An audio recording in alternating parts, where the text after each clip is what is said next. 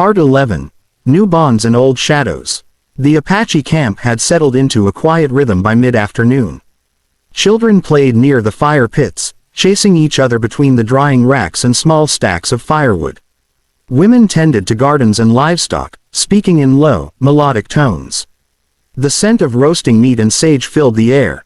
Calder stood a short distance from the main circle, watching. Little bird, Tala, was finally allowed to run free, her small feet kicking up dust as she darted between her mother and her uncle. Her laughter carried across the camp, light and clear, but Calder could see the shadows in her eyes, the remnants of fear, the memory of the rope and the cold night.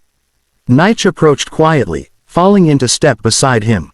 His expression was unreadable, as always, though Calder could sense a hint of approval beneath the stoic exterior. "She's healing," Nige said, nodding toward Tala. "The child has spirit. You'll find that spirits are stronger than bones." Calder exhaled, leaning against a boulder.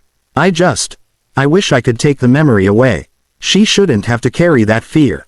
Nige glanced at him. "Neither should the world, but that is not our choice. Only what we do next is." Crowder remained in the center of the camp, tied to a sturdy post. The elders had convened a council to decide his fate, and his protests had grown quieter. Fear had begun to replace his arrogance. Every now and then, he shouted, tried to bargain, but the men and women surrounding him ignored him. Calder could feel Crowder's eyes following him, burning with the kind of hatred that lingered long after bullets had been fired. One of the elder women approached Calder. Her long hair, streaked with gray, framed a face both stern and kind. "You saved her," she said, her voice low and firm. "For that, the council is grateful. But you are still a stranger here. You cannot remain without earning your place." Calder bowed his head. "I understand. I don't seek reward. I only wanted to save her." She studied him for a long moment, then nodded. "Then watch, listen, and learn. Perhaps your hands will be useful beyond the battlefield." Nige's gaze followed hers. "And perhaps your heart." Calder snorted softly, though he didn't look at Nige. He didn't need to. He already felt the truth of it. Crowder's trial. As the sun dipped low, painting the cliffs in shades of fire, the council convened in a circle around the central fire. Calder and Nige stood side by side, Little Bird tucked safely in her mother's arms. The elders sat with solemn faces, their eyes unblinking, the kind of eyes that had seen decades of cruelty and mercy in equal measure. Crowder knelt on the dusty ground, tied tightly, his clothes torn and dirty, his face streaked with dust and sweat. The eldest of the council spoke first. "Crowder of the Bone Cross Riders. You are accused of crimes against this child and against the Apache people. You have been given the opportunity to speak." Crowder's lips twisted into a sneer. "I've done nothing. This girl, this Apache brat, was just a pawn. You've no claim over her. She is not yours. You chose her fate," one of the younger warriors said, voice sharp. "You tried to ignite war for profit and revenge. You have brought death and fear to our lands. That is your crime." Crowder spat, his chest heaving. "I only did what was mine to do. The world belongs to the strong." The eldest looked down at him, voice calm but unyielding. "Strength without honor is no strength at all. You will not leave this place until justice is done."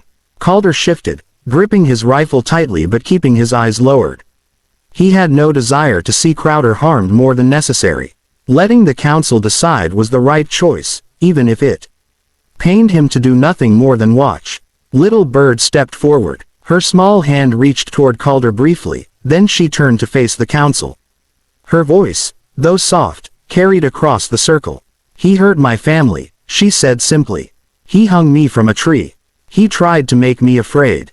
But Calder, he saved me. He kept me safe." The elders nodded gravely, the younger warriors' faces softening. Calder felt a warmth in his chest he hadn't known in years. Crowder glared at Calder, but there was nothing he could do. A moment of quiet. When the council dispersed, Calder followed Nige and Little Bird to the edge of the camp. "She's stronger than most children," Nige said. "You've done more than protect her body. You've given her the courage to face her own fear." Calder knelt beside Tala. "Do you remember when you were tied to that tree?" he asked softly. Her small head shook. I don't like to." "I know," he said.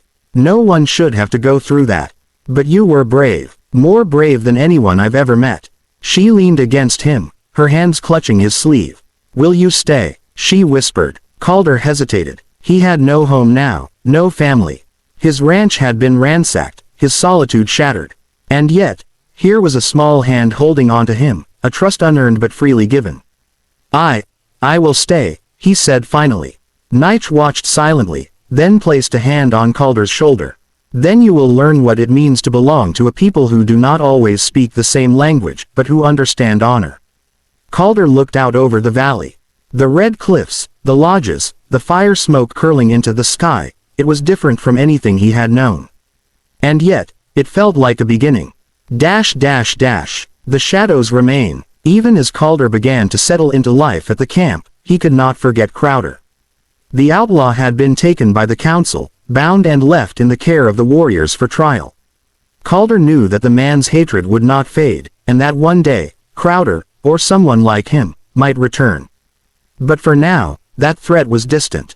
For now, Calder had Little Bird's trust, Niche's wary respect, and a place in a world he had never imagined. He knelt again beside Tala as she chased a small lizard across the dirt. The girl paused, looking up at him with wide, earnest eyes. You stayed, she said simply. I did, he replied. Then, don't ever leave, she said, her voice a mix of command and plea.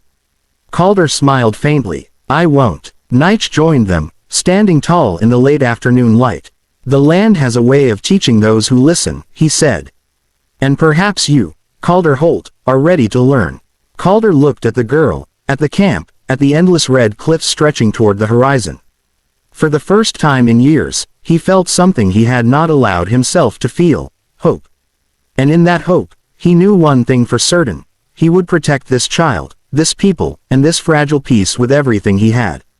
The shadows of the past were still out there, waiting.